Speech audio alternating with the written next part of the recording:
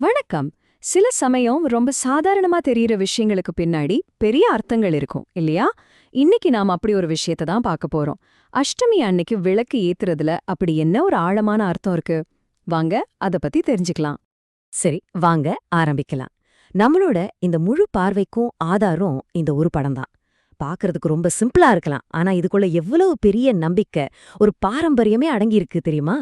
சரி, முதல் பகுதிக்குள்ள போலாம். இந்த அனுசரிப்போட முக்கியமான செய்தி என்ன?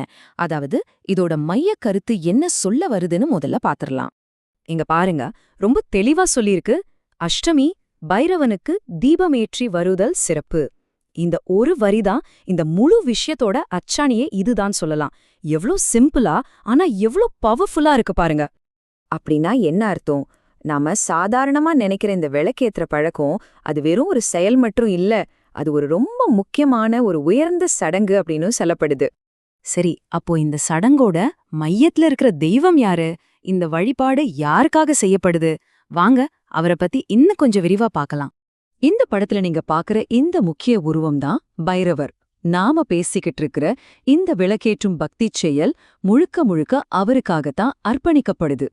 ஓகே, ஒரு சடங்கை எப்படி செய்றோங்கிறது ஒரு பக்கம்னா, அதை எப்போ செய்றோங்கிறதும் ரொம்ப முக்கியம் இல்லையா? அப்போ இந்த வழிபாட்டுக்குன்னு ஏதாவது ஒரு குறிப்பிட்ட புனிதமான நேரம் இருக்கா? அது என்னன்னு பார்க்கலாம் வாங்க. ஆமா இருக்கு. இங்க பாருங்க, ரொம்ப தெளிவா குறிப்பிட்டிருக்காங்க. தேய்பிறை அஷ்டமி. சும்மா எல்லா நாளும் இல்ல, குறிப்பா சந்திரனோட இந்த ஒரு காலகட்டத்துல விளக்கேத்துறதுக்கு ஒரு தனி சக்தி இருக்குன்னு சொல்றாங்க. அப்போ தேய்பிறை அஷ்டமின்னா என்ன? ரொம்ப சிம்பிளா சொல்லணும்னா, நம்ம இந்து சந்திர நாட்காட்டிப்படி நிலா தேஞ்சு வர்ற நேரத்துல வர்ற 8வது நாள் தான் அது. எவ்வளவு துல்லியமா அந்த ஒரு நாளை குறித்திருக்காங்க பாத்தீங்களா? சரி, இப்போ தெய்வம் யாருன்னு தெரியும், எப்போ செய்யணும்னு தெரியும். ஆனா எதுக்காக இதையெல்லாம் செய்யணும்? இந்த சடங்க செய்யறதுனால என்ன ஆசிர்வாதங்கள் கிடைக்கும்னு சொல்றாங்க? வாங்க பார்க்கலாம்.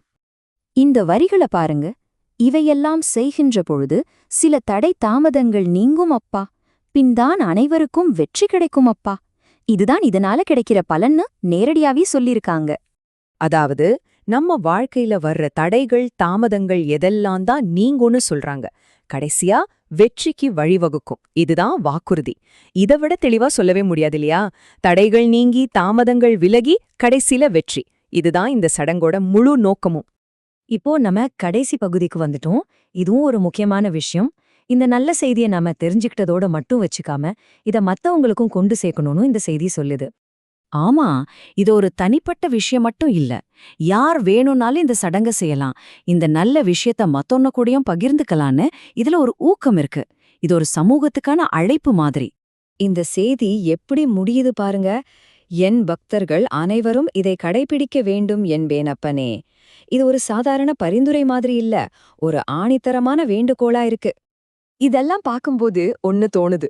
சில சமயம் நாம ரொம்ப சிம்பிளா சாதாரணமா நினைக்கிற சின்ன சின்ன சடங்குகளுக்கு பின்னாடி எவ்வளவு ஆழமான அர்த்தமும் நோக்கமும் இருக்கு இல்லையா? உங்க வாழ்க்கையில இந்த மாதிரி சின்னதா இருந்தாலும் உங்களுக்கு ரொம்பவே அர்த்தம் உள்ளதா இருக்கிற பாரம்பரியங்கள், சடங்குகள் என்னென்ன? நீங்களும் கொஞ்சம் யோசிச்சு பாருங்க.